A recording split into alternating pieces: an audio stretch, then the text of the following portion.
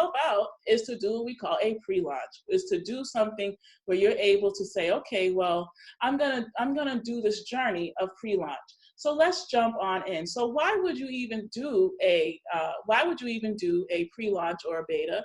Well, number one, let's say you said you wanted to help a certain group of people. Well, you're not really going to know for sure how those people are going to either engage with you, invest with you, until you understand exactly what they need. And even sometimes when you do what we call a SWOT analysis, even if you do that, sometimes you just don't know what the real people on the ground feel about what you offer and how you offer it.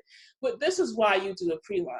So the first thing you want to do, especially if you're a service, if you want to offer something, you want maybe, whether it's young people to gain more confidence, you're trying to give them leadership skills or life skills, or you want to be a woman, maybe a professional speaker or whatever, you need to have a beta, a test of how people would perceive you and how you are going to be in that process. So the first thing you want to do when you create your beta or your pre-launch is, number one, you are creating an engaging experience. And it doesn't matter if you do it through Zoom, like what you see me doing, or you do it as a live event. You are going to create an engaging experience. This is where the person, is kind of like when you went to the mall and you go to the food court and they give you little samplers and you test it. That's what people are doing. They're like, hey, I never met Miss Janelle Hall Blondell from the Teen Confidence Program. Wow, I hear she's doing something. I'm going to go to that pre-launch she's doing because I'm going to test what she's actually doing. I heard Miss Connie is setting up a new program for youth, and how is that going to be different from any other after-school program I've been to? Well, I'm going to go and test it. So in that case, the person has to create some kind of engaging experience. And it could be online, right? It can also be maybe in your home if it's like a small group of people, or it can be in a community center or a library, right? So the pre-launch idea is that you establish this beta, you set it up so that people get a taste of you. You want to name your event. So a lot of you who I already had the one-on-ones with, we named your event. I'm super excited. We'll talk about some of this, right? Some of you have named your event and you had to create a flyer, and I asked some of you to just create a simple website. Now, some of you have more developed websites, but if you're just getting going, just create a simple website. Now, you may not be at this place if you're new to BCM because you might still be working on weeks 1 and week 2. So again, just make sure you park what you're getting today because you're going to come back around to it. Then you want to price your event. And the best thing you can do is just start low. It's a beta. You're not trying to do a high ticket sale thing yet. You're just kind of getting your feet wet. You're learning how to kind of figure out, well, who your audience is. You're learning how to create something that you think is valuable, right? So the worst thing you can do is look somebody else up and say, hey, this person is doing that, so I'm going to do that same thing. No, I want you to create something unique, something that you could actually stand 2 feet on and say, wow, this is what I'm offering. I'm offering you this workshop, and you know what? For your teens, it's just going to be $20, or for the women who come, it's going to be $25, or for people trying to get out of debt, for you, it's going to be $40. I don't know. But we like to start small when we do betas because people are getting to know who you are, and before they really buy into you as the brand or as a business, they need to have a sample of you. So some people actually do have these free events, but I always say, hey, start very small, and you can start with, as low as $20 or $25, but you can start there. Okay, and then you want to create your flyer. Now, I like using Poster My Wall. It's free. You can use it. You can buy it if you want to take off the signage that it has on it, but they already have a lot of templates, so save yourself time and use that. And then WordPress or a newsletter site like Blogger is really great just to test a beta. So again, you're not creating this whole thing yet. You're just focusing on creating an experience, creating your site visibility just to have a beta. So you're not thinking launch, you're thinking pre-launch, right? This is just people are getting a taste of who you are, and you are getting a taste of what those individuals who eventually will sign up, what they actually need. So I want to kind of mention that again, while I'm talking, if you want to put your questions as I'm chatting, because I have a lot to say today, then please be sure to put your questions in the text box so that I can answer them as I keep going. The other piece to this is this week, starting this week and the next couple of weeks, you will want, if you are in the pre-launch phase, you will want to submit your things like your flyer and your links in the discussion area that I have posted this morning. So you want to post whatever you want us to see. And then, you know what, your tribe members will say, hey, that looks great, or could you add this? And just be open to having people give you feedback, because that's also part of your learning and growing as a new entrepreneur. So again, create your engaging experience. So when I first started Turning on the Lights Global Institute, right, people knew who I was, but I needed to establish my brand. So one of the first things I did was, is I started having mini workshops, right? And these mini workshops, some of them were free, but you only want to choose things. So I was talking to someone and I said, you know, free is not bad, but come on, you didn't invest in this to be giving your work away pro bono, right? You want to actually learn what it is to see something that is revenue bearing. So one of the first things you want to do is be very clear, again, about what it is that you want to offer. So when you name your event should really resonate with your why statement, right? For me, most people will know. I won't even ask you, what's one hashtag you always hear me say?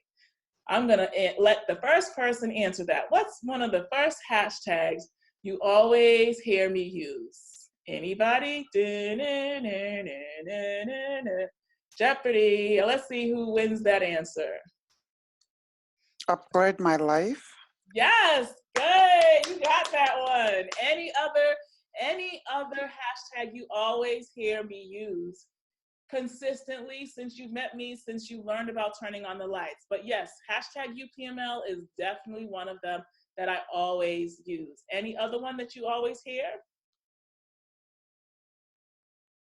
Okay, well, so the other one that you always hear me use too is you always hear me use hashtag IWBCC or WBC, Women Build Confidence, because when we started, that's the group that we started to.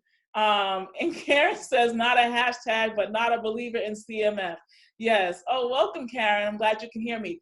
So we got a lot of Boston representing today, huh? We got Maggie and Connie and Juanita and Karen. So great. Yeah. So Karen says, I always have a lot of I have all these acronyms, which is true. And CMF means cross my fingers never works. So that plan is awful. And I always use that with my tribe because they know I'm all about systems and planning. And one of the things I always say with BCM is, if it can't be measured, how can you actually reach your goals? So you're going to create an engaging experience, whether it's online or whether it's offline. And again, if you're new, don't worry about what I'm talking about, because when we have our one-on-ones, you'll get this. You're going to name your event, and I'm super excited because Janelle Hall-Blondell, she named her event. And let's see, Dr. Alicia named her event, and I can't wait to hear what she came up with. And then you're going to create your flyer, and then you're going to do your WordPress. Now, if you have a pen, I'm going to tell you some do's and don'ts about your site. I don't even need to look at it. When I'm done with this, you're going to know what you need to do to make sure that your beta site, this is not your regular website. This is just a beta. This is just how people experience you. Number one, please, you gotta think about your photo and your image. You gotta think about the way that photo looks. If the photo looks like you're about to get into your car, or you just went to the mall, no.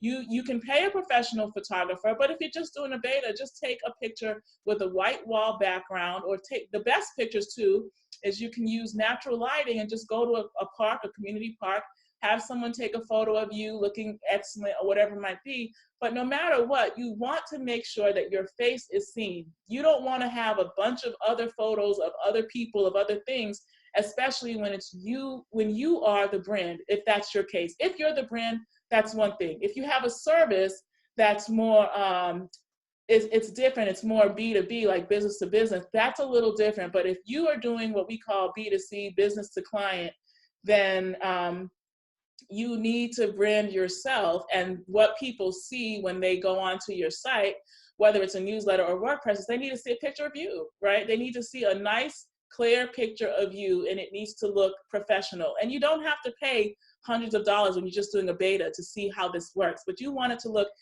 professional enough. When you've done that, share it with me. And the WordPress templates are very easy. Now, if you really say, I hate doing anything on the internet, then Blogger is the easiest, because literally it's a newsletter. So you just want to make sure that you have something online that people can look at when you're setting this up, right? So again, this is just a beta. This is just a test. You're not pre-launching your business. This is just you kind of getting your feet wet, learning how to engage someone to either pay for something you want to offer, and maybe even partake in a live event or maybe a workshop that you want to do. Then you want to price your event. So one thing I like to do, especially with new business owners, I like to start you very small, because most people can say, oh yeah, I can do something and sell it at $20 or $25. That's not a problem. So once you create that, you want to create a flyer, and that flyer should look exactly or similar to what you have on your website. So you don't want to have something that, I'm making this up, but you don't want to say, if your company was a flower company, you know, you don't want to say the places where roses are wonderful, and then they look at the flyer and you're like, the places where daisies are great. You know, you want it to be in alignment with, so whatever your flyer looks like, you want your page for your event, you want your page and what people see to basically be in alignment. All right, so let me move on.